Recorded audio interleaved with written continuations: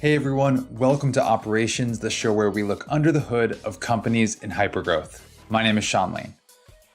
How each of us learns is a pretty fascinating thing, isn't it? How we retain information, or more frequently, how we don't retain it, the different mediums that are available to us, and the variety of different content that we have to choose from. Hey, chances are if you clicked on this podcast today, you came because you wanted to learn something. Our guest today is an expert in learning. And it was one of those conversations where as soon as I was done recording, all I wanted to do was share the things that I had learned with my colleagues so we could start to use them for ourselves. Our guest today is Marcela Piñeros, Global Head of Sales Enablement at Stripe. Yes, that Stripe. Most recently valued in March 2021 at $95 billion, the online payments provider is the most valuable private fintech company in the world. Marcela and her team enables a sales organization that is most certainly still in hypergrowth, and in her year plus since joining Stripe, Marcela has set out to transform the way that the company enables its reps. In our conversation, we talk about how to avoid the hamster wheel of enablement content. We talk about the way that she has reinvented Stripe's new hire program to democratize tribal knowledge, and why she thinks the word onboarding is a lie. Let's start though with that transformation that her team has undergone and how she set that in motion when she first arrived at Stripe. So I started at Stripe a little bit over a year ago. It seems like it's been an entire lifetime just based off of everything that we've been able to accomplish in a very, very short amount of time. When I joined, I had two key priorities. My first priority was to start with data first. So build a data architecture model that lets us become more data driven from the onset. And then the other key theme was to enable first line managers first, because it's often that audience that gets punted because we have very urgent things that always come up. And so we punt on manager enablement. And I've learned from personal experience that there is a glass ceiling that you hit from a scalability perspective. If you're not enabling your leaders to enable their teams, there's only so much that you can do from a growth perspective. So those were my top two. But in joining the organization, there was just so much opportunity and so many great things to do, including rolling out a new sales methodology and implementing a new tech stack. And so kind of a hit the ground running motion. In this hit the ground running motion, Marcela and her team were also faced with the tall task of enabling a sales team that was growing over 100% in size year over year. So let's dig into what that actually means. What are the different motions that Marcela believes to be quote unquote enablement? Turns out it's not just about launching new stuff. It's much more about what comes after what you launch.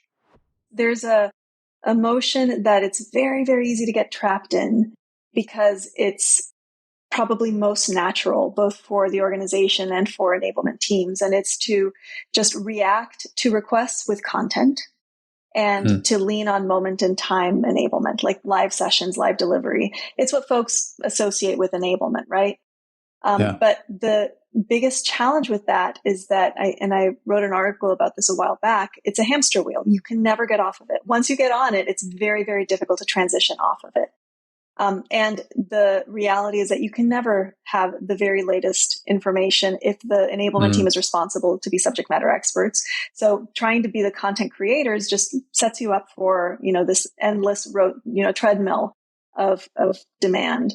And then the moment in time training, that live delivery, there is a misconception, I think, that we have just as humans in saying, well, if I tell you the information, that must mean that you understood it and you processed it. And now that you're aware, you're going to do something about it. And it's really our assumption that that's the case. But in reality, it's not. We might tell you something that doesn't necessarily change anything in your behavior. So my team is significantly focused on what we call shifting the finish line. And it's looking beyond that moment in time to what happens afterwards. What happens after someone is aware of something?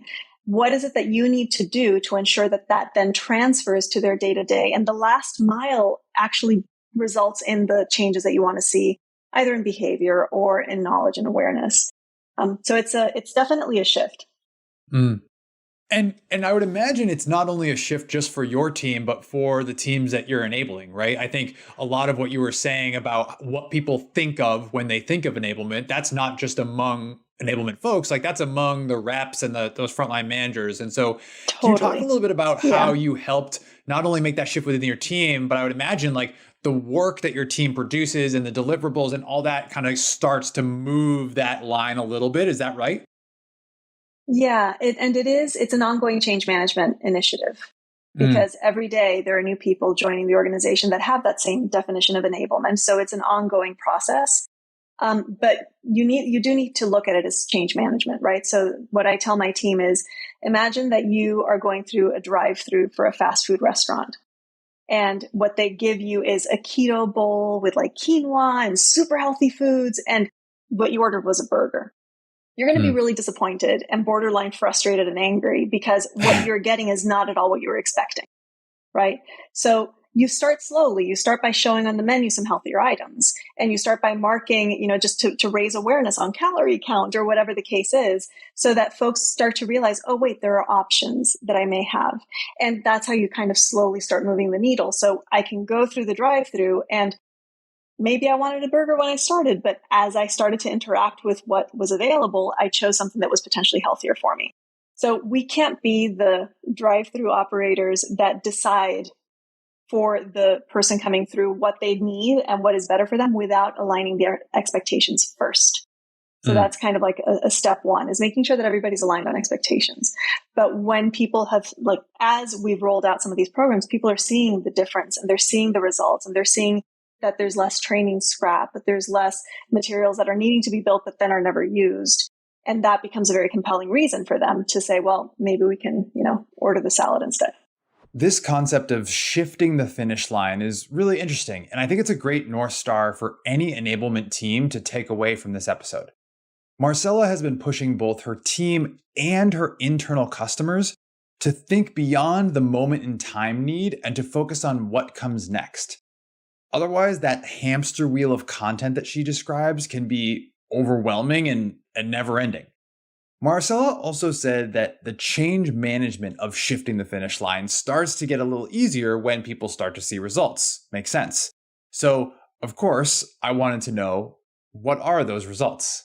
Probably the best place to go to look for that change in mentality is with hiring managers that have people that are going through our reinvented new hire program, Mm. right? When they see what they experienced and they see what people experienced prior to them, and then how long it took and the amount of, just hand holding that was required after the fact versus the folks that are coming in now, they're noticing a difference, right? And that difference is primarily that rather than just try to fill people's head with information at the onset, we just put them into an experiential mode so that they are witnessing the work being done at the onset.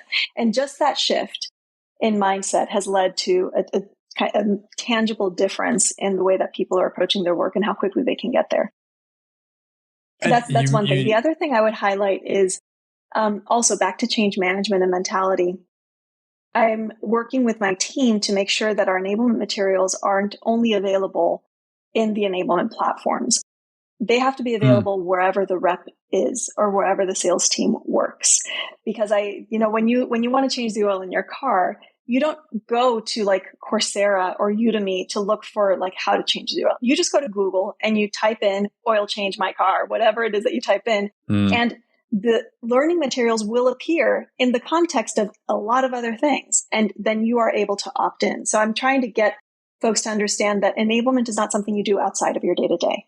Enablement Mm. is part of your day to day. It's something that you do in your constant workflow. And so what does that look like? Does that mean that if I'm in one particular tool, instead of having to go to like an LMS, I've got kind of real time enablement helping me within whatever process or tool I'm working on? There's so many different ways that this is done, right? There are like tools that will offer guidance for software training in the context of the UI. There's from a content management and governance perspective, how you structure your materials, the level of granularity that you structure your materials. So I see our learning management system and our sales readiness platform as a place where you can go to get like a curated recommended chef's menu, right? Like this is how, if we were going to do it, we would do it this way and in this order, right? But each of those individual pieces are available through our content management system, which is where you're going to go to look for case study for X industry, right? And you may also get the case study, but you might also get, a recorded webinar of a win story in that industry, right? So it really helps folks who don't know what they don't know come across resources that can help, elevate their game. Two things that I think are important lessons from Marcela here. First, her idea that instead of defaulting to a teaching mode that is just trying to get as much information into new reps' head as possible, her team at Stripe is actually focusing on the experiential learning where reps can witness work being done. Sit tight, we're going to come back to how they witness that work in a minute. Second, she's been pushing her team to make information available wherever the rep might be in their workflow. If all of your enablement content only lives in a learning management system, guess what the consumer of that content thinks when they're going through it? They're being enabled.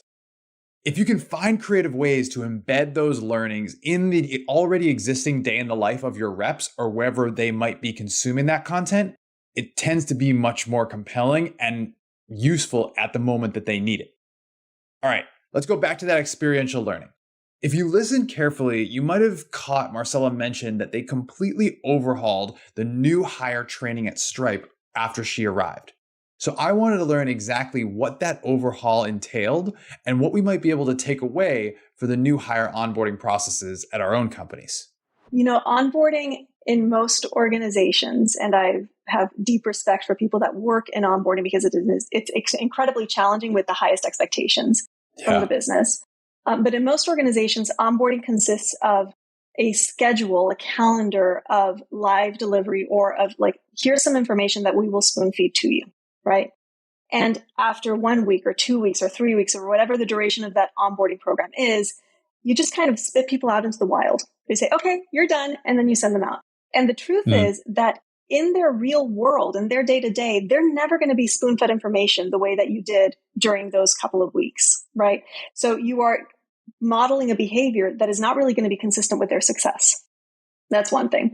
And then the other part of it is that we know what the forgetting curve is. We know that if you are offering 100% of the information to someone in a very condensed amount of time, you're lucky if they retain 20% of that after the first week, 8% of that after the second or third week. So really what you're looking at is 92% of the information is lost. Look at that just from a context of ROI, especially if you flew people in to the location, right? So granted, there is definitely a value in live people coming together, the networking, the intangible kind of feeling of belonging that happens there is incredibly precious. But if you're trying to also get people informed and capable to do the job, that may not be the best model, right? So what we do is something different. We launched a reinvented program that we don't call it onboarding, precisely because I think that onboarding is a lie. And with our program, what happens is that when you join in our go-to-market organization, you need to do 20 customer ride-alongs in your first 30 days. From the onset, you're going to be observing what is happening in the wild, what's happening live. We give you the resources so that when you have a question, you have a place to go to get answers, right? But let's say that you've shadowed or you're following one of these ride-alongs. At the end, you have to fill out a form, one, to get credit, and two, to be able to give us a little bit of line of sight. And you're going to answer, what was the most surprising thing I saw? What is the most confusing thing I saw? And where will I go to get more information? So the most surprising thing is actually just helping them reflect really quickly on everything that they just witnessed. And they have to, compare. And in that reflection, it helps also retain the information. The most confusing thing is actually a data point for us, because if we have a lot of new hires highlighting the fact that there's something that's very confusing common amongst all of them, that's an indicator to us that that's a good place for an intervention. And where they're going to go to get more information, sometimes they're going to respond to things that we didn't even know existed, repositories that have happened organically across the organization, right? So it becomes also a great data point for us to be able to source where is knowledge being shared. And if you have a new hire that just has no answer to that question, like, I don't even know where to start, that's a flag for whoever, the ambassador of the cohort, to be able to reach out and say, hey, I heard that you were having trouble with this specific topic. Let's talk it through.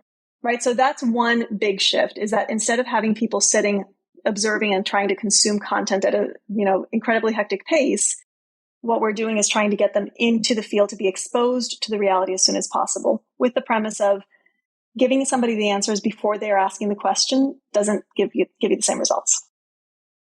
Got it. You said something really interesting. Ambassador to the cohort. What's that? So we have folks that are in region that meet weekly with the new hires. And they have different, conversations. We're modeling, like doing role plays and having, guest speakers and different types of things. But this is where folks are going to come together. One, to be held accountable for the work that they're doing. Two, to learn from each other, because it's a mixed cohort. It's not only the people that started on this day. It's everyone that's in that program, in that region, in a span of time. So you're going to have folks that are on their 90-day mark, and you're going to have folks that it's their first day, right? And we want to establish those connections. I don't know about you, but I still remember very vividly the exact people that were in my new hire class. Yeah. In this company, in the company before that, and in the one before that, right? Yeah. But there were people in the class before, in the class after, that I have no idea. I really don't know. And if you think about the missed connections that are there, right? Because you can actually learn from somebody that just went through this. They have all the empathy. They know exactly what you're going through, and you're able to engage with them. It's so valuable.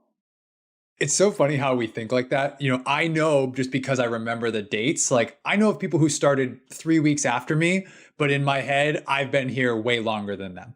Right. Like, and it's weeks, right? It's such a small thing. I love that idea of that kind of like cross time frame cohort. Is that ambassador ultimately the person who's in charge of the success of the people coming out of that program? Right. I think something that I think is a bit of can be a bit of a hot potato of a question is like, who owns onboarding, right? Is it the enablement team that might structure that calendar you're talking about? Is it the manager who's going to inherit that person coming out of it? Like, who for you, is there a single owner? Like, I'm not sure the right way to answer that question. Yeah. I'd use kind of that parallel metaphor of, in education, who's responsible for educating a kid? Is it the school or is it the parents? Right? Like, you can't do it alone. The school could be amazing, fantastic, but that's not going to give a full picture. So I think we own the program. We own the experience from an enablement team perspective. We own tracking. We own reporting. But the manager is incredibly critical in this, in helping to assess progress, helping identify blind spots, and really kind of shepherding the person through their unique path. We do have milestones built into our program, right? And each of those milestones require manager involvement. The manager is the one that has to check off and say, yes, this is an acceptable account plan, or yes, this is a good negotiation strategy, or right. Like, so we've identified key moments that we need for everybody to do. And to that end, you might have a really tenured, experienced salesperson join the organization. If they can knock out those milestones in week one, fantastic. More power to them, right? There really is I'm trying to break away from the sense that it's up to me or to you or to anybody to decide this information is actually most relevant to you on day 4. Maybe you're precocious and you really needed to know it on day 2, or maybe you are running at a different pace and you're not ready for that until week 2. I need to treat the adult learner as an autonomous being that can make that decision for themselves.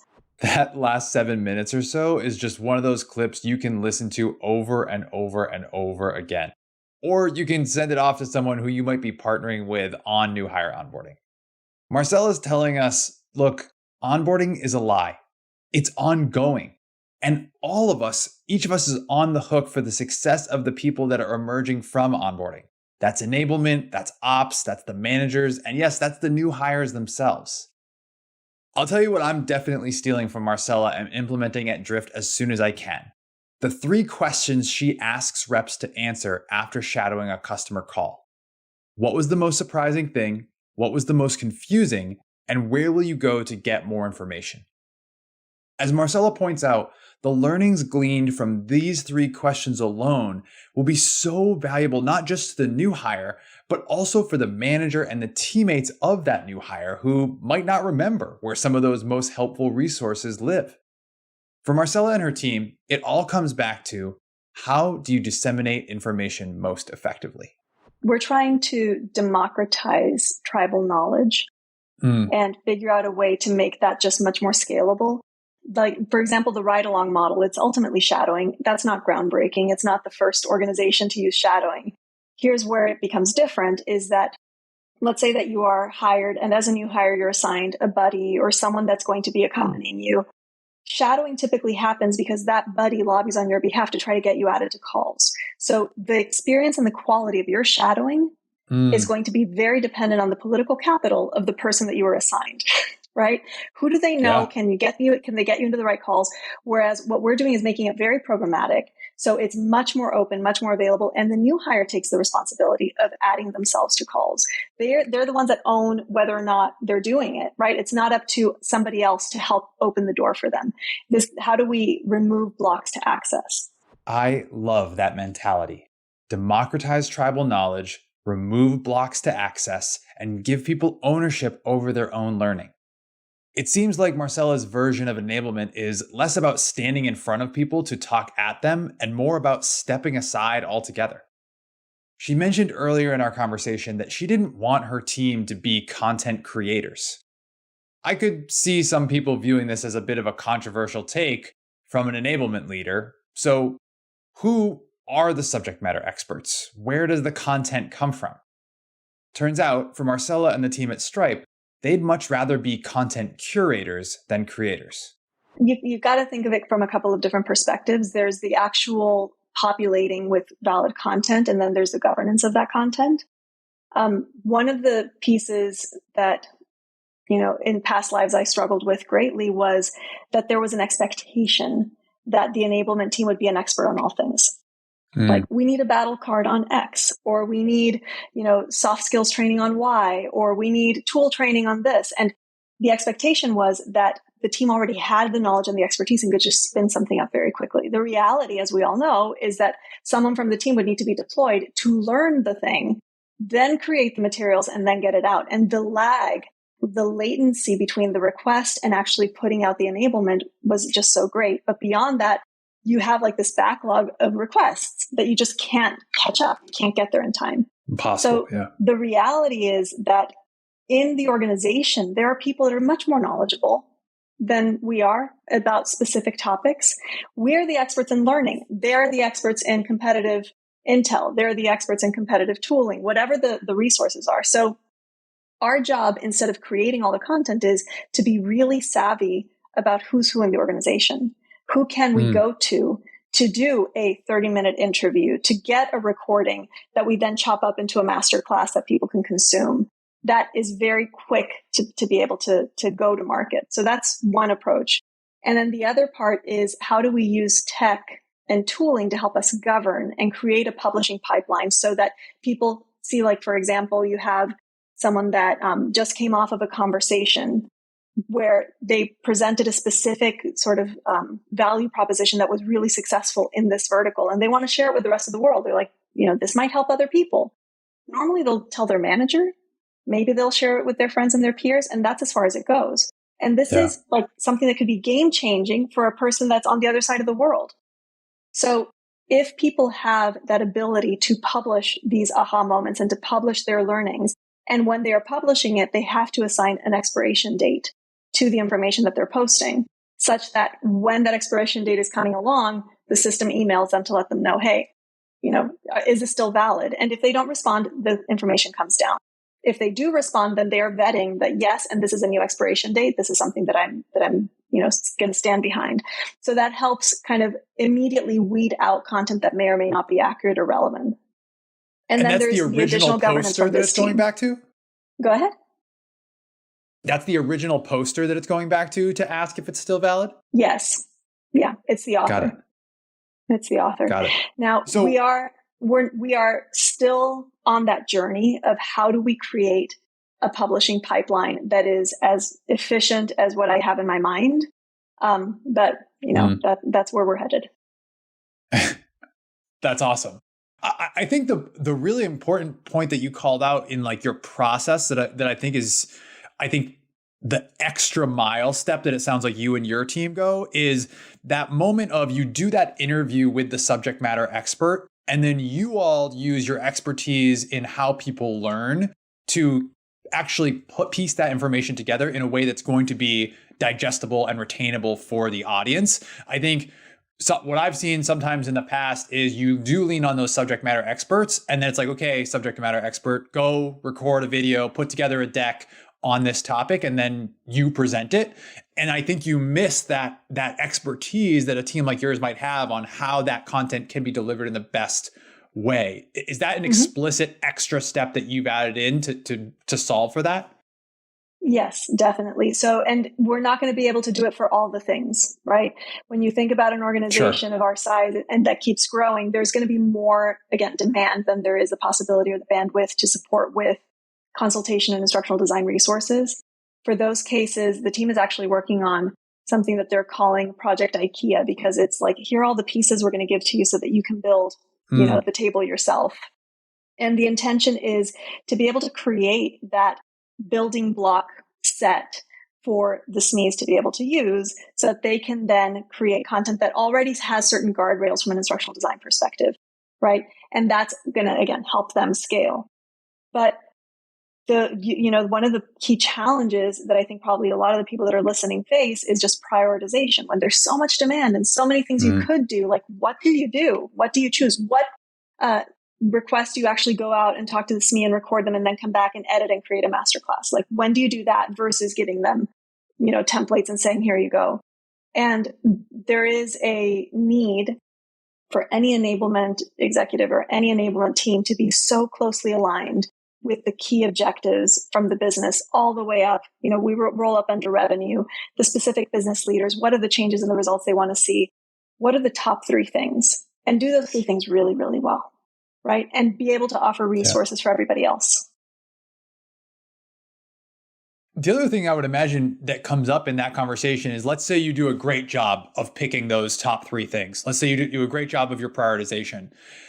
The content itself and the point of view itself, when you have so many potential opinions, subject matter experts, potential authors in that publishing funnel that you're describing, like, how do you think about making sure that whatever it is you are enabling people on is actually the company's point of view, right? Is the point of view that you want people to be learning, as opposed to that one person's point of view that might be based on of a totally different experience than what everybody else on the team might be facing with their customers. Right. So it's actually the content that is crowdsourced, the content that's produced across the organization becomes this really rich repository that we can pull from. And to your point, if we pull something, let's say, regional differences are probably the easiest to think through, right? Like, perhaps something in Australia would not resonate in Canada, although those are probably 2 audiences where it would resonate. Something in Japan would not work in Brazil, right? So when you are putting together as an enablement function a curated path, you do need to have folks, subject matter experts, that are going to sanity check it both from an accuracy and from a relevance perspective. And it's that relevance piece that you're talking to, right? Where it might be relevant for this team in this segment, but is it really relevant globally? So the type of environment that we're trying to create is, right now we're at a scale where my team is building the global enablement materials, and I have dedicated people on the ground that then take those materials and add the regional sort of lens or the regional flavor to try to account for those things. The other part is we use the masterclass model frequently. And what is great about the masterclass model is that Stripe is a very complex organization that has multiple segments. So if you have someone that is in a specific segment selling to a specific vertical in a specific part of the world, they can submit a masterclass of, this is how we do X here. And that becomes an asset that's available to all the people in that team, versus something that comes out from my organization where it's like, this is how we do this generally, broadly, because you end up having to water it down so much so that it becomes relevant to everybody. Let's just embrace the uniqueness of the specific niche audiences and give them the resources and the tools so that they can speak to that. Before we go, at the end of each episode, we're going to ask each guest the same lightning round of questions. Ready? Here we go. Best book you've read in the last 6 months? The Culture Code. It's fantastic. It's fantastic. I highly, highly recommend it. I just launched a culture club within the organization to help apply some of the principles from that book. So it's a very good book. Amazing. I'll add it to the list. Your favorite part about working in enablement?